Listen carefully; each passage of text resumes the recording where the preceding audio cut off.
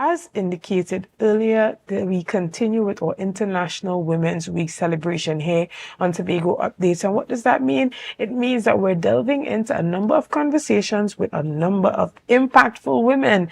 And this morning, I am joined by Inspector Mahalia Bacchus, who is another outstanding woman in service. Good morning and welcome. Good morning. Thank you. And thank you, Tobago, for having me this morning.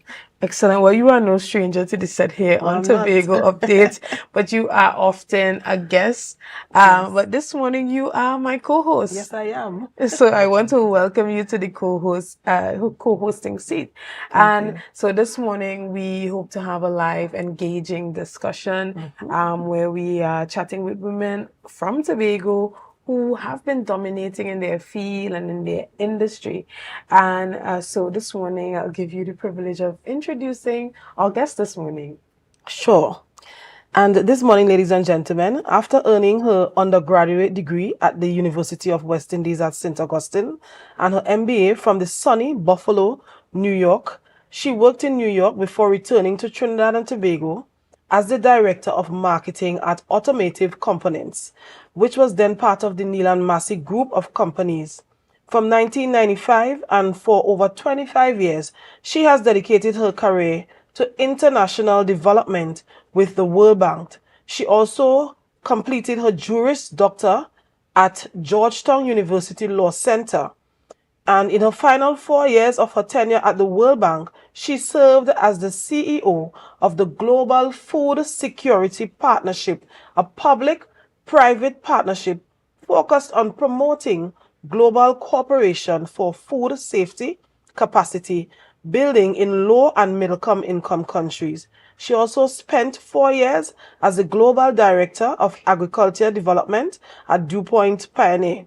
And currently, she is the founder and CEO of Live with LA, a company dedicated to facilitating insightful, engaging, thought-provoking discussions on development. Ladies and gentlemen, I would like to introduce to you Miss Lystra Antoine. Welcome, Miss Antoine. Thank you very much. Thank you so much for having me here. It's a privilege to be on Tobago Updates. Excellent. And we know that even with that introduction, we still have not yet scratched the surface of some of the things that you have done. Yes.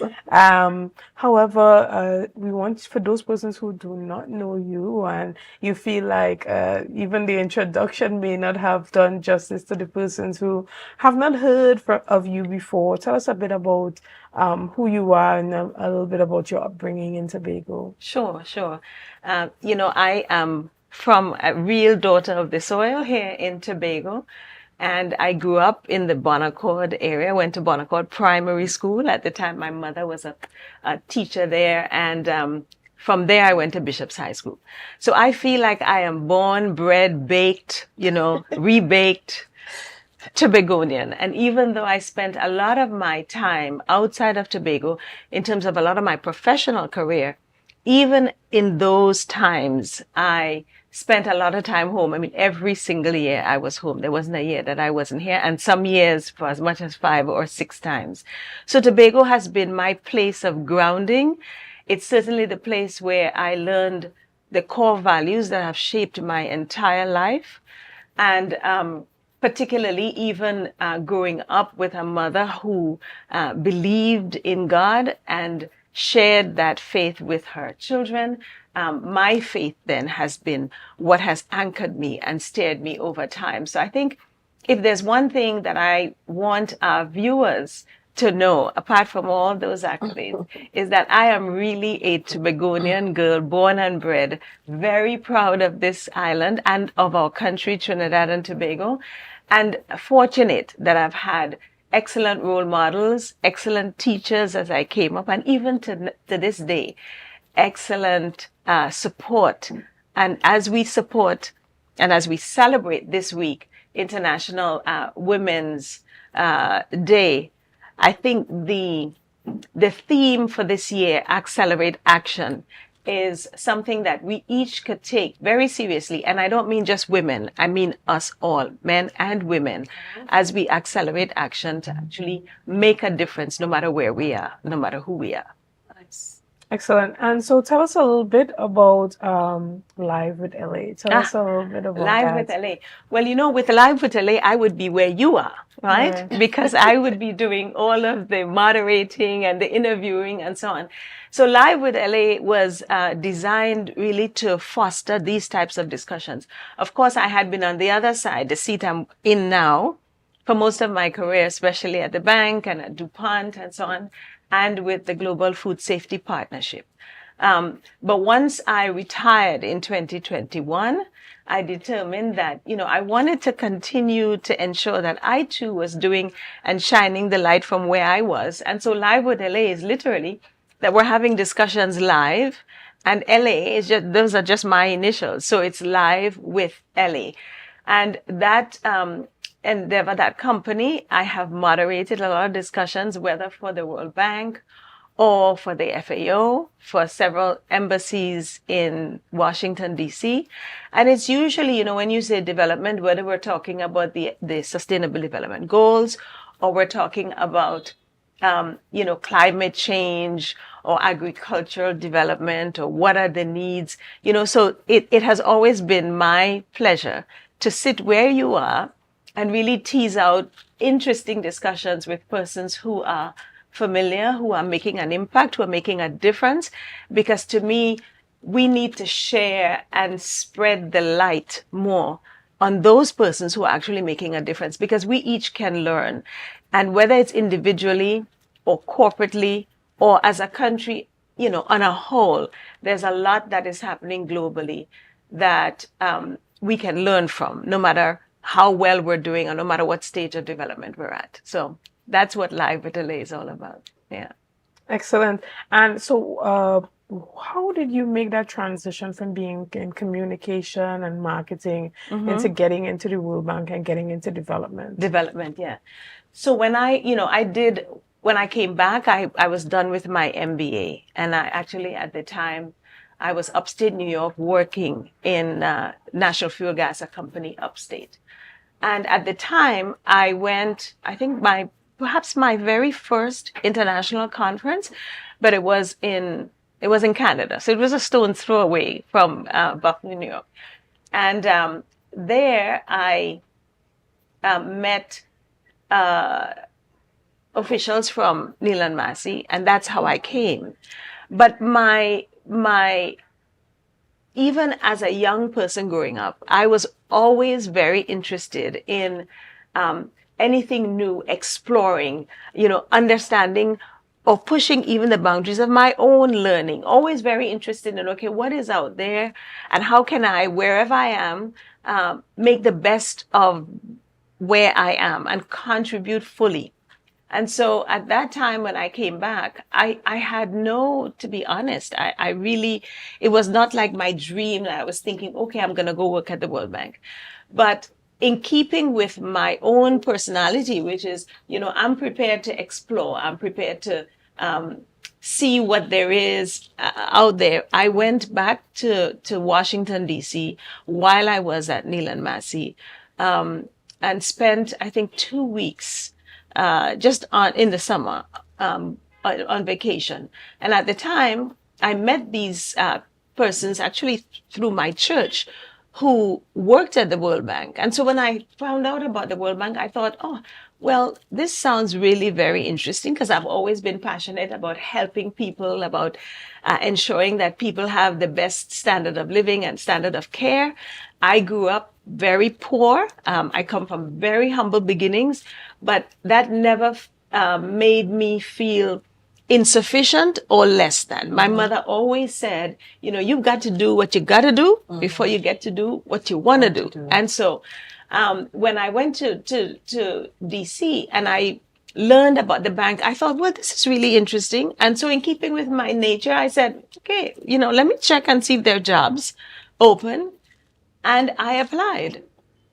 And that's the beginning and end of the story. I applied, was hired in 1995.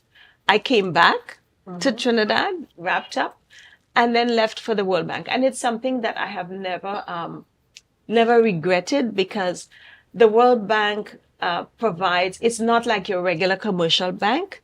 It provides loans and assistance to countries for their development, whether in any sector, whether it's health or infrastructure, agriculture, education. And so there's a wide gamut of stuff that one can do at the bank. And I benefited from that significantly.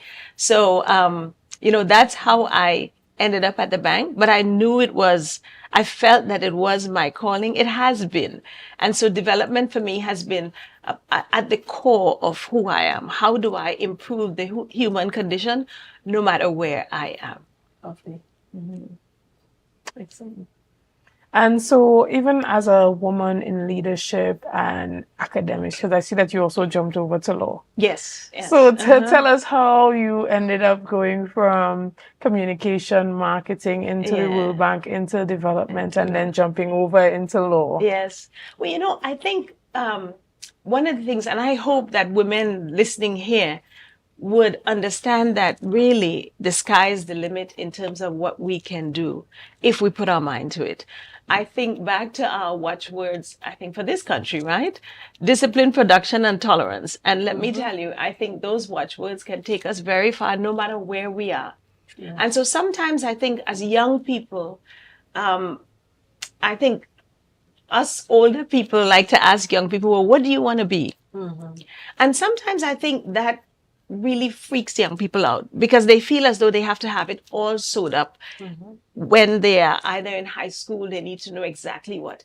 But I think the most important advice that I would give to any young person is whatever you're doing, do it well. If you're in a technical vocational institute, do it well. Brighten the corner where you are. So for me, as you said, I went to the University of the West Indies.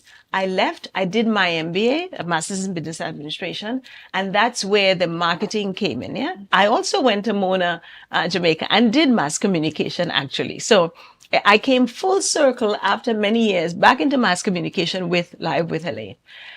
But having done an MBA and having worked at the bank, my initial calling, I always wanted to be a lawyer, but we didn't have the means for me to go to, at the time, Cave Hill to be in law school. So it was always a dream of mine. And so when I, was a professional, I still had that desire. I was now in an international environment.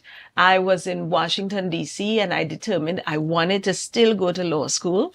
And so I applied to, actually at first, New York law. But then I was actually, when I was accepted this day. And the next day I realized that I was carrying my first child. And so I was not about to leave Washington, D.C. to go to New York. And so I applied to Georgetown Law and was admitted. And so Georgetown, of course, has, one of the best international law programs. So at the time, it worked very well for me because then I could marry my international law working right in the bank. And that's what I did. So when I was done, I did a lot of international law programs in Europe and Central Asia, particularly Turkey and Bosnia and Herzegovina. And that, so for me, it's all worked well.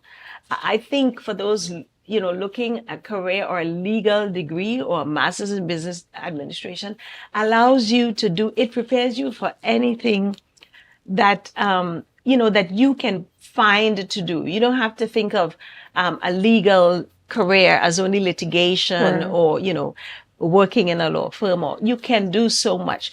And so that's, I think, one of the key things that for me has been important, even as with all of that, I continue my faith journey, because that for me is about the most important aspect of who I am. It's, I have values, but they're deeply intertwined with my own belief system, which is grounded in, understanding that we are here to be God's hands and feet, and not just his hands and feet, but really to do unto others as we would want them to do unto us. Excellent. So I'm sitting here and I feel so inspired listening to you. You're making me feel like if I want to do a lot more, and that I can do a lot more. And I also see that you have been working on wellness. That's the next direction. What has inspired you? Yes. So look into that direction now. Yeah. So, when I grew up I spent a lot of time with my grandmother. And so I've always had a deep respect for seniors and a love for seniors. And I watched my grandmother as she aged. She became more sedentary, more alone. And then, of course, she passed. My own mother, who, when I think about the women who have motivated me and caused me to be where I am today, I pay her all honor and respect. Of course, after my Lord. But my mom also, became so alone in a sense, right? In her latter years. And you see, I think here in our country, we somehow put our seniors out to pasture very early. I think 60 is very early, especially since that's where, I'm asking, I don't want to be put out to pasture right now. 60 is pretty young. It is pretty young. And so the center is focused on providing a facility, a residential facility, where seniors, we're talking, any adult who decides, look, I want to come, I want to have experience an exceptional quality of life where I can come, I can exercise, I can have healthy meals, I can live at this center, I can live in community, because I think that's something that we lose. As we age, we lose community. And when we lose community, our cognitive ability declines and declines very rapidly. And I see that in so many of our aged, so that even though they are one day, fine, in a very short space of time, they decline. And I think that's one of the lessons that I've seen and learned from other places outside of, let's say, Trinidad and Tobago. Here we have a custom, or we have pride in taking care of our loved ones at home. Most of our loved ones say, no, I don't want to leave my house. But what is the level of care and what is the quality of life that our seniors have living by themselves? And so this facility called Copper Canyon Wellness Center is designed as a residential facility to provide independent living and assisted living. So if someone comes and they want to basically live there, go as they please, but have all of their meals prepared, be able to access all of the activities, the gym, the gardening, all of our games, all of our social activities, they can do that. And those facilities are sort of like a little apartment. But if someone wants to be assisted, our only concern is that they are ambulatory when they come in. So they must be able to walk in. They might have to walk with assistance. That's fine. But it is not a geriatric facility, or it is also not hospice.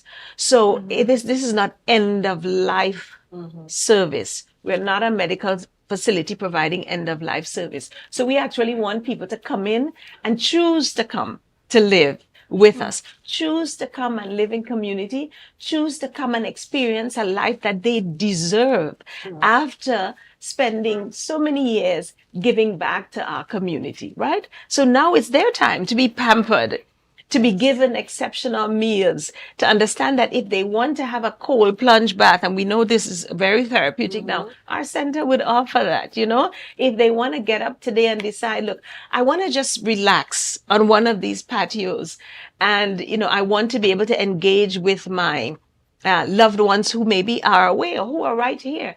We have the facility to do that. They can WhatsApp them, they can FaceTime them, we can do, videos, because the entire center is accessible by Wi-Fi.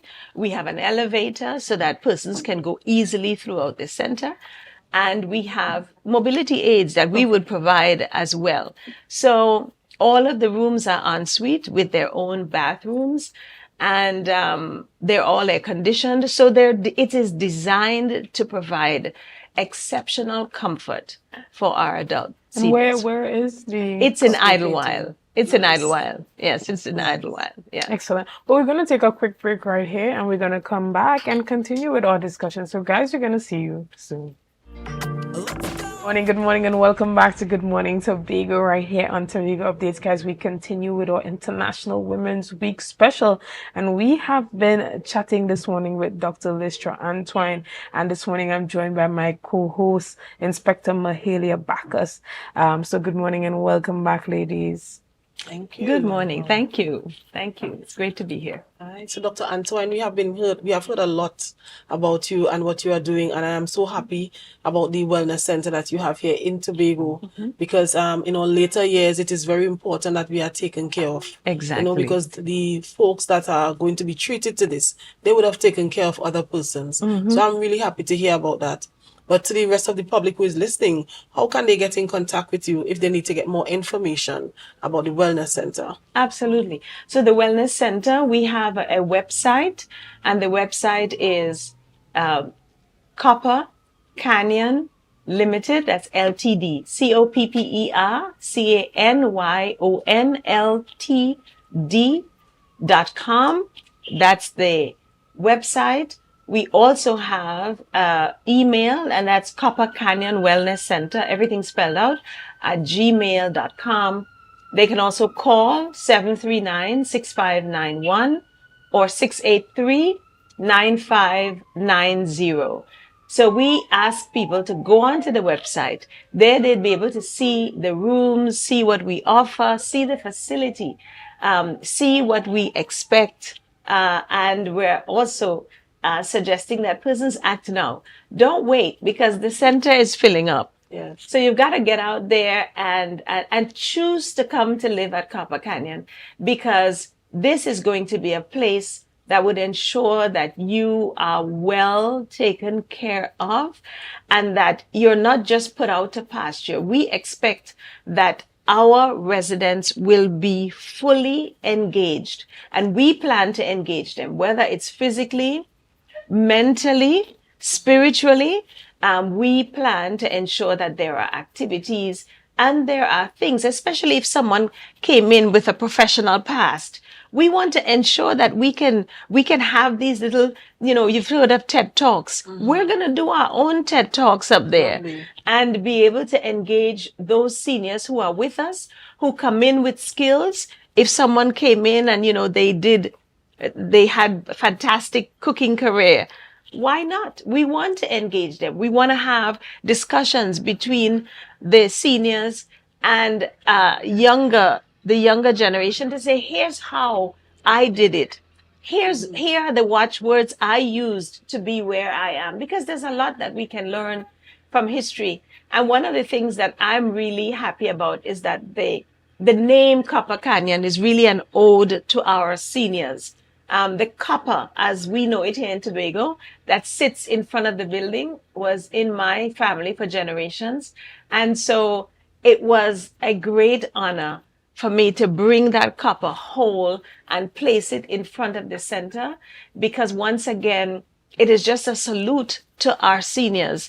It's a way to say, where we are today, we are where we are because of all the work and all of the vision of our ancestors. And so we must never lose sight of that. That's so correct. Yes, true. And for you, when you look at all the work that you have done throughout your life, I mean, you have moved from one stage to the next seamlessly, touching base on a number of different industries and sectors, and having impact on a number of lives. So what would you like for your legacy to be? My legacy. That's a very good question. Difficult one. I think for me, when I think about my legacy, I really hope that the lives that I've touched positively, the lives that I've touched, that to me is about the greatest legacy that I could leave, that I have. I've taken the time to mentor young people. I've taken the time to teach. I've taken the time to be taught. Because no matter what stage we are in this life, there's a lot that we can learn from others. And one of the other things that I hope, and it has always been something that meant a lot to me, is that no matter the accolades, no matter the achievements, that it is said that I remained humble and a people person, because that to me is really one of the most important things that we can do in this life. If we touch lives, but yet we remain humble. I never call myself, anything but Lystra. I accept, the handles, but for me, my most comfortable salutation when you're addressing me is just Lystra. Yeah. Excellent. Nice. Yeah. And love that. Inspector Bacchus, I want to thank you so much for co-hosting with me this morning.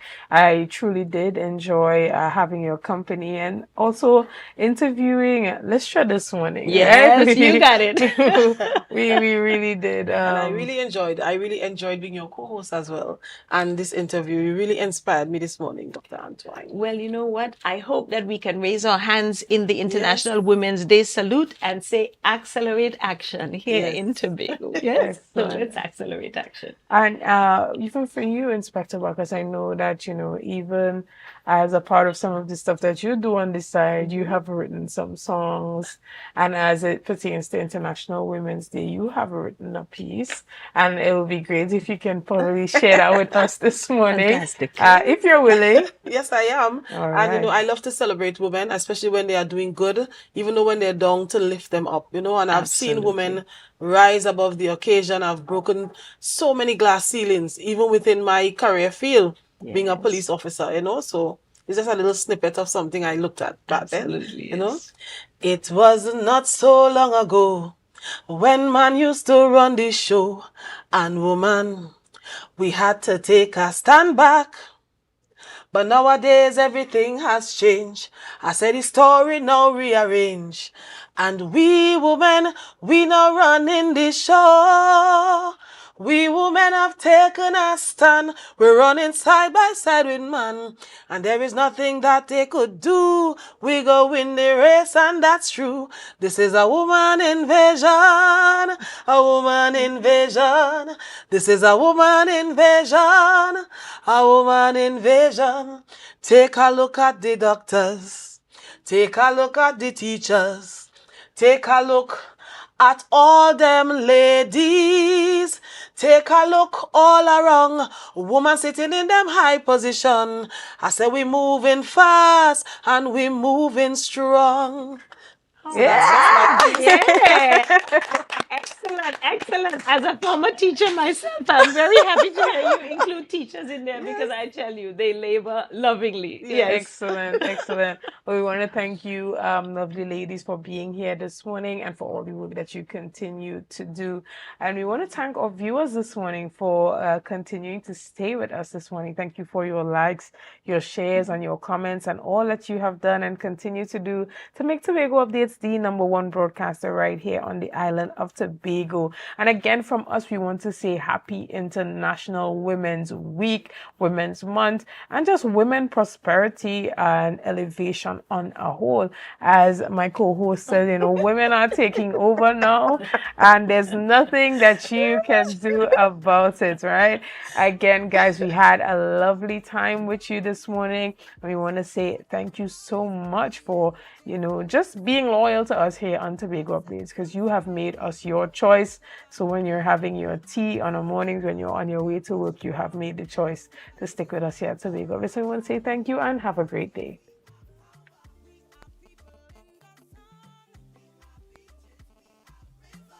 I'm melanated,